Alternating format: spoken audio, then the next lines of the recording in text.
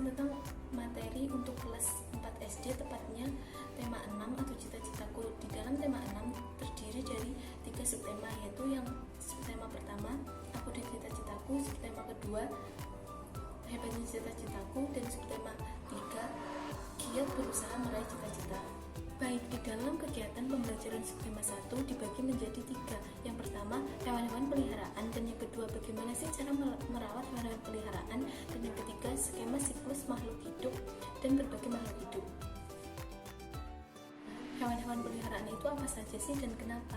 Contohnya, hewan-hewan peliharaan itu kayak seperti anjing, kucing, ikan, dan reptil. Kenapa sih anjing dijadikan hewan peliharaan? Karena anjing itu pembawaannya tenang dan juga dapat dilatih, dan tentunya anjing itu bisa diajak kemana-mana. Kenapa sih ikan dijadikan hewan peliharaan oleh anak kecil? Karena ikan itu identik dengan imut, lucu dan ideal, dan tentunya itu sangat cocok untuk anak-anak, dan kebanyakan anak bisa curhat dengan ikan.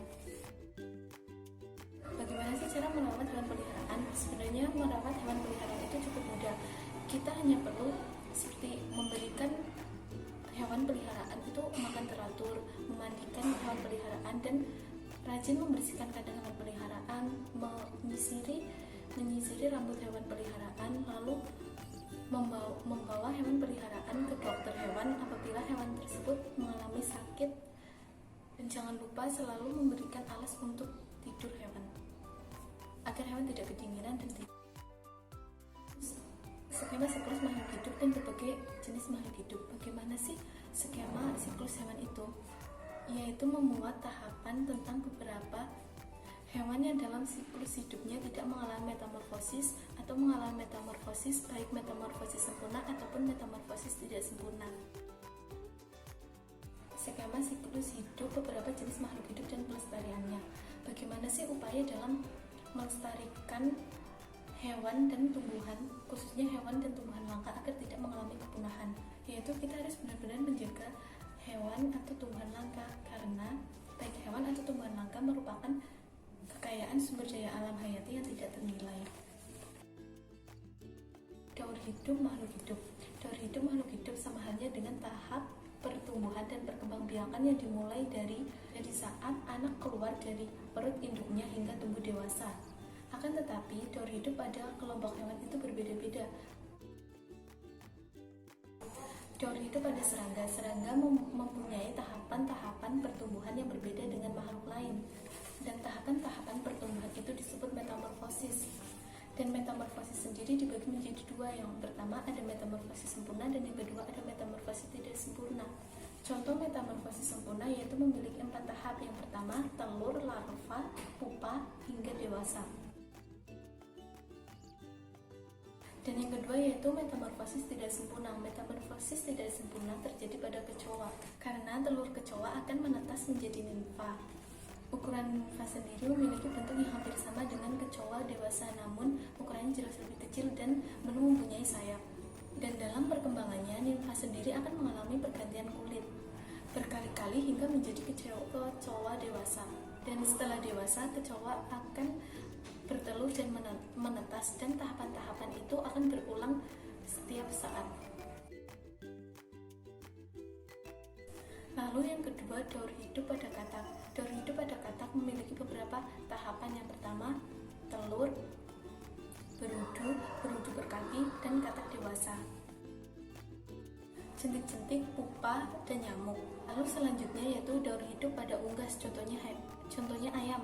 Ayam memiliki beberapa tahapan. Yang pertama, telur, ayam muda, dan ayam dewasa. Terakhir yaitu daur hidup pada kucing. Kucing berdaur hidup secara beranak. Lalu pelestarian sumber daya alam hayati. Sumber daya alam hayati berasal dari makhluk hidup baik hewan ataupun tumbuhan. Adapun penyebab kepunahan hewan dan tumbuhan yaitu aktivitas ulah manusia, bencana alam yang besar, terdesaknya hewan lain yang lebih kuat, pemburuan satwa langka yang dilindungi, lalu alih fungsi lahan hutan.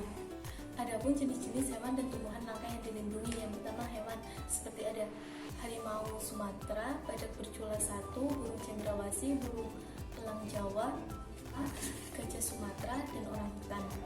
Lalu komodo.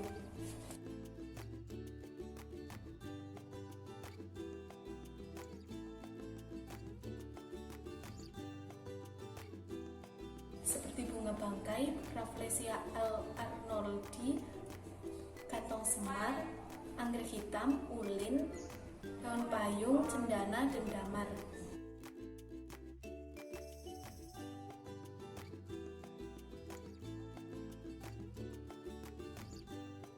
Seperti kita harus membuat cagar alam, suaka marga satwa, dan hutan lindung.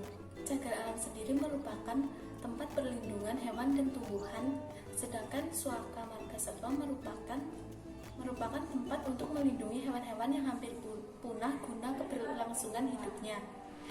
Kemudian yang terakhir yaitu hutan lindung. Hutan lindung merupakan hutan yang berfungsi sebagai daerah menyimpan cadangan air tanah, mencegah banjir, dan mengendalikan erosi dan tanah longsor.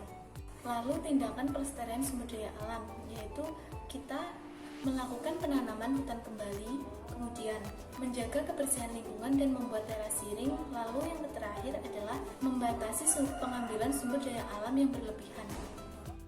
Sekian materi yang bisa saya sampaikan, kurang lebihnya mohon maaf. Wassalamualaikum warahmatullahi wabarakatuh.